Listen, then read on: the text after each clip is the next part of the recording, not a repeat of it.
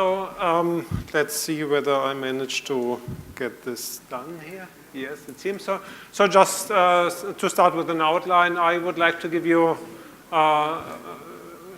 first a background of how really the speech service has been involved in the mobile realm, then go to some conclusions on how we should develop further with the vision with the EVS as such, then give you a snapshot of what is happening in standardization right now, expected performance, the benefits, of course, we expect to see with the EVS as a service, and of course, parts of this as also of this the codec, which is underlying the market availability, and some conclusions in the end.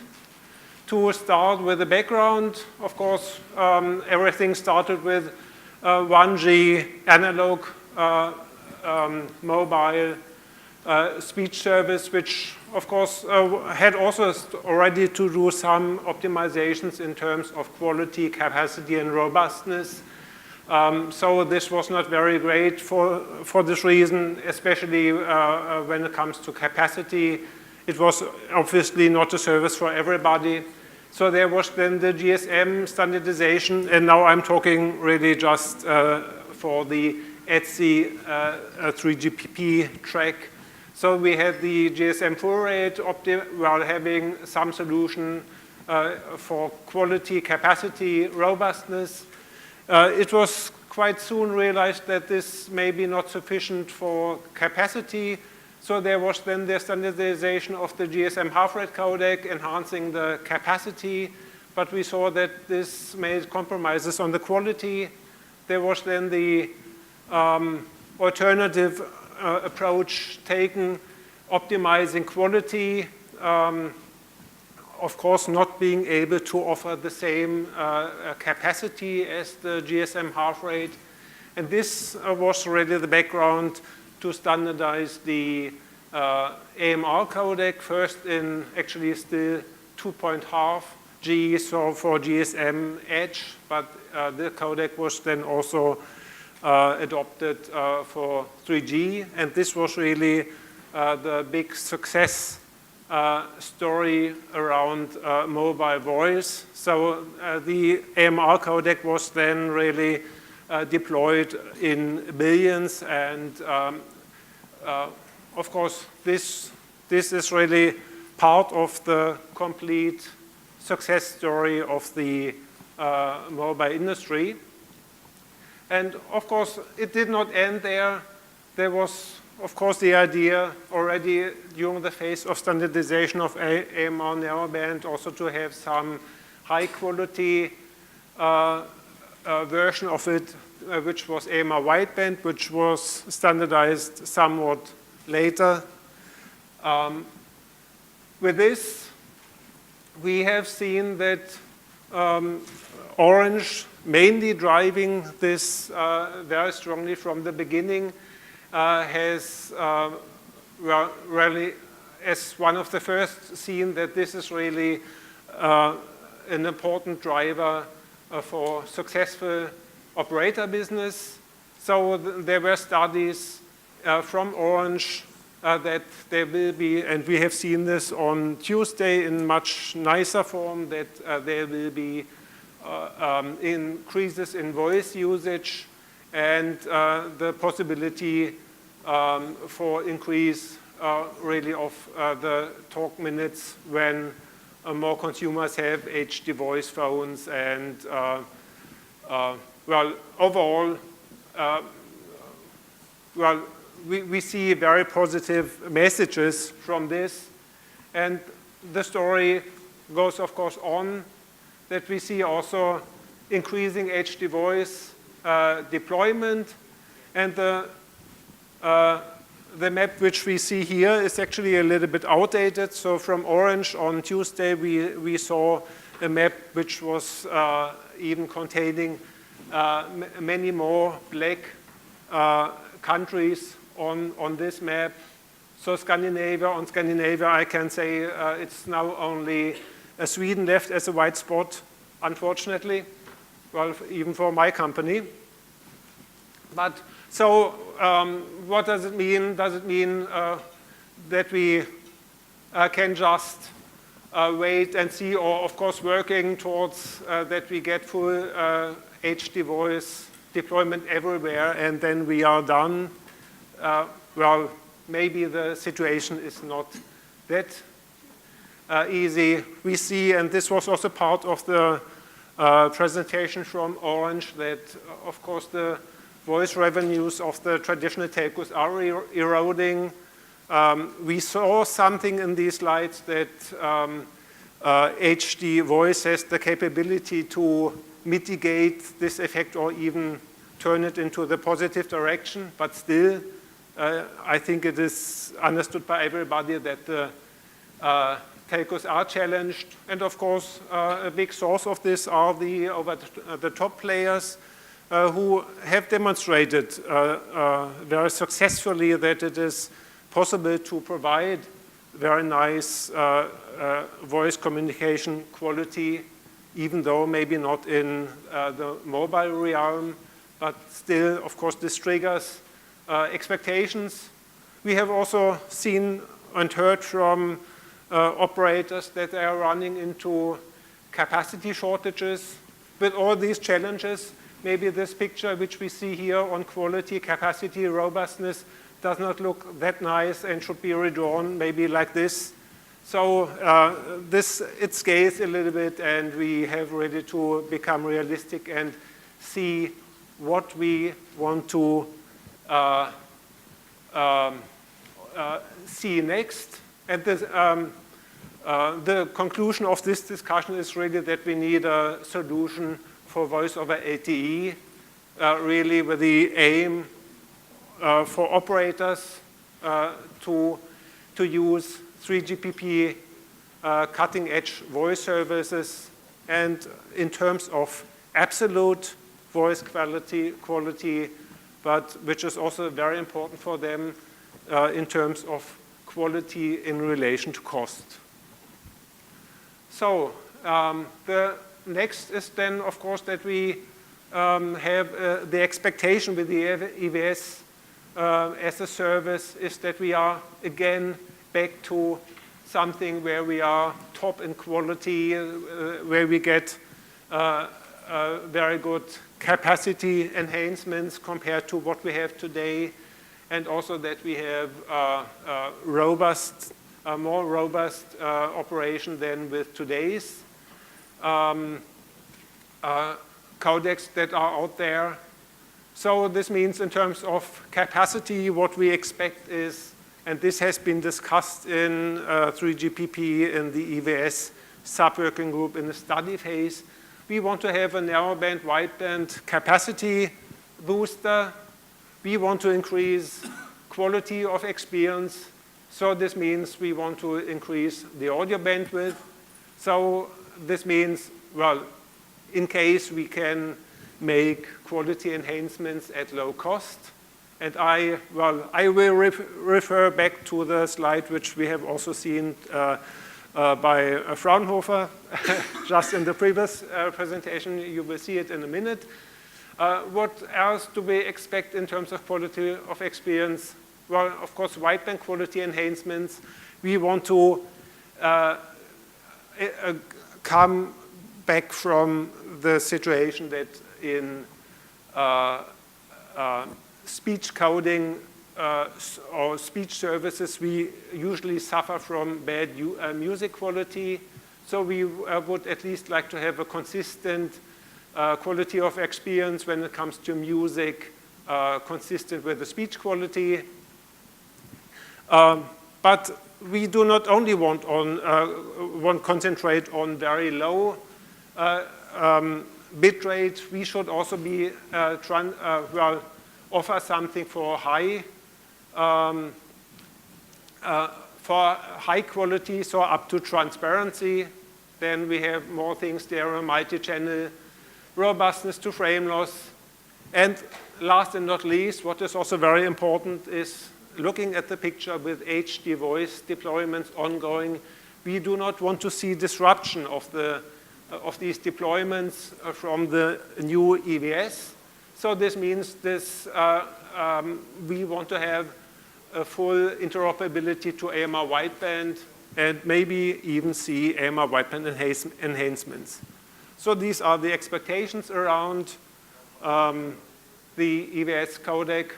Now coming back on this, I guess I can be very short. You have seen almost the same slide here. So the big message is really that indeed, super wideband offers a big quality gain. The second message is, at least for voice, there is no gain in going beyond super wideband. So full band is, well, it's a nice marketing feature, but for voice, it's not really necessary. So let me come to the vision of the enhanced voice service. We want to have it available everywhere and to be able to use it everywhere. We see it in both the dimension of terminal types, access types, and transport bandwidth from entry phones to conferencing systems, but we can also see it in the vertical axis, which is, so to say, the service level axis, which means that we, of course, want to use it for voice calls, but we want also to see it used in voice chat, audio, visual conferencing, streaming. So this would be, of course, if we want to formulate a vision of what should be the enhanced voice service. Okay, very short on the standardization status, and I think I should be very short here. Important here is that there are many companies contributing to the standardization. We have managed to get through the qualification phase of this exercise, and well, it's a codec standardization. It's not an easy task, as you can imagine.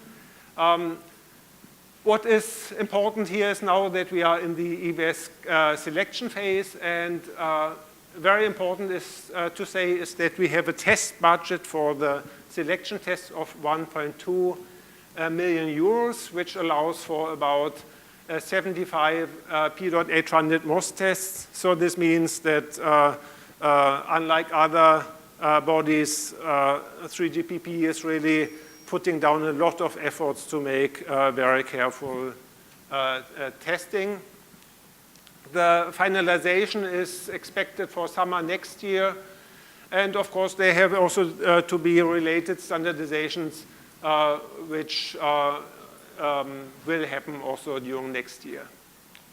Okay, some words on the expected performance, and I think I should also be very short here. This is a projection made from the qualification tests of the 13 proponent companies or their codecs.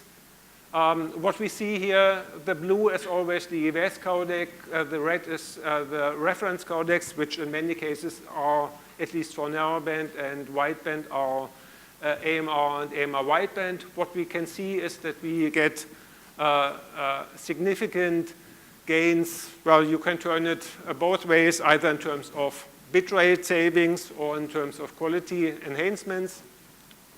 We can draw also a picture for super wideband. We see here also in relation to reference codecs, which are state-of-the-art, ITOT codecs, that we get significant enhancements in terms of speech quality under clean and noisy conditions, under frame loss. And for the super wide mixed and music quality, we compare actually to audio codecs with a longer delay, and there we see also that we are very competitive. So I think, given that we are limited in time now, well, let's have a very short presentation. Just demo the difference between narrowband and the EVS, please. So, hello Eric, you and Christine were in the meeting with the council yesterday. How did the meeting go? Were they interested in working with us? Yeah, actually were. We showed them our plan of how we, together with the city, can increase the profitability for all of us. And now just the US, please. So, hello Eric, you and Christine were in the meeting with the council yesterday. How did the meeting go? Were they interested in working with us? Yeah, actually they were. We showed them our plan of how we, together with the city, can increase the profitability for all of us. So, hello Eric, you and Christine were in the meeting with the council yesterday. How did the meeting go? Were they interested in working with us? Yeah, actually they were. We showed them our plan of how we, together with the city, can increase the profitability for all of us. Okay, thank you. Okay, so I'm now coming to the benefits. I should be short here, but what we see is, again, high capacity for narrowband and wideband operation for bit rates down to 5.9 kilobit per second in variable bitrate operation. We have, while being there, super wideband voice quality at bitrates as low as 13.2 kilobit per second. We have audio-grade music quality with really the underlying reason that we have now codec designs that allow really for music quality, which is so far unmatched with speech codecs. Then what is further important is that we are allowing wide range operation up to original quality. Full band audio and stereo are at least as an option, but we will most likely see them even in the standardized codec, I would predict. We have high robustness to loss and jitter-prone environments. And what is also very important here is that the solution which we get here is really ready to go, including open source code, VAD, DTX, VoIP support with jitter buffer management, and well, not at last not least, we have already also the full integration of the 3GPP AMA wideband codec, so we are backwards compatible to HD voice. Okay, so this was from codec perspective. From consumer perspective, we will get or offer excellent voice and music experience in the LTE. From operator perspective, we will see telecom service quality and network efficiency, since 3GPP standards are globally available and interoperable. Improved quality with same or less bandwidth as today, and seamless interworking with legacy networks due to the interoperation with HD voice. Okay, now shortly to the market availability. As I said, codec freezing will be freezing of the specifications will be summer next year. After that, we will have market launch of the EVS. And coming to a conclusion, so the enhanced voice service will be there as most likely as really one of the differentiating features for the LTE. It will not disrupt HD voice, but really provide some smooth migration path from HD voice to the EVS. It will be available as ready-to-go solution in open source code, maintained through well-established 3GPP processes with change requests, for example. Well, the codec, as we can see it, will be superior to any existing codec standard at comparable operation points. It will meet operator needs. It will meet consumer expectations, and the codec will be really ideal as universal communication codec for mobile, fixed, and IP networks. Thank you. This concludes my talk.